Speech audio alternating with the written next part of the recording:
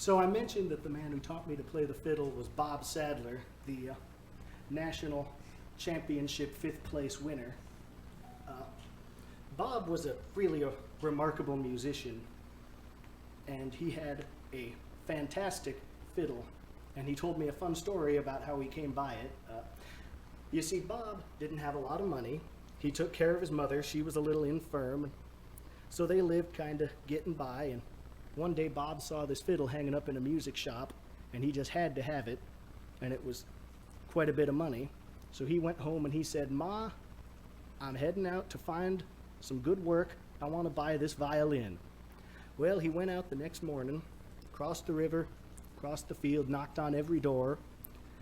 The farther from home he got, the more the clouds came in. By the time evening came around, it was pouring rain, and Bob was out in the woods looking for places to find work, thinking somebody will hire him. Well, it's pouring black as night in the woods, and he comes on this old house. Couple rooms, maybe. Well, he slinks up on the porch to wait out the rain. Well, he didn't know these robbers were hiding out in that house. And they found him on the porch and said, "What are you doing here?" And he said, "Look, man, I'm not going to tell anybody where you are. I'm just hiding from the rain. I'm trying to find some work." Well, the robbers said, "All right, let's make a deal. There's this farmer, lives beyond the bridge. He's got 3 prize steers he wants to take to market. We've tried to steal them, but he's got guns, his wife got guns, they both got dogs. If you can steal those steers, we'll cut you in on the profits." And Bob says, "All right." Well, he doesn't know what he's going to do, but he sits around and he thinks, and he sees this crowbar and this length of rope and this coat hanger those robbers left around, and he grabs them up and he heads out in the early morning before the sun comes up, and he finds this great big tree over the road. Well, he winds that coat hanger around that crowbar, hooks it all up, tosses that rope up, ties off, and just dangles there like he's been hanged. And he waits for that farmer, and sure enough, sun comes up. Here he comes. Yeah, yeah, clippity-clop, clippity-clop. Well, that farmer saw Bob dangling there, and he went, "Whew, land sakes, them robbers took this guy, and they hanged him.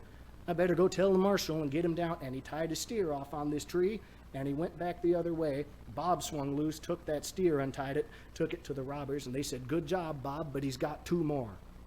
Well, Bob sat around, and he saw this woman's shoe the robbers had lying around, and he had a great idea. Well, he grabbed that shoe, and he waited out by the side of the road until the early morning, and sure enough, here come that farmer with that second steer. Bob tossed that shoe out into the road. The farmer come up, yeah, clippity-clop, clippity-clop, whew.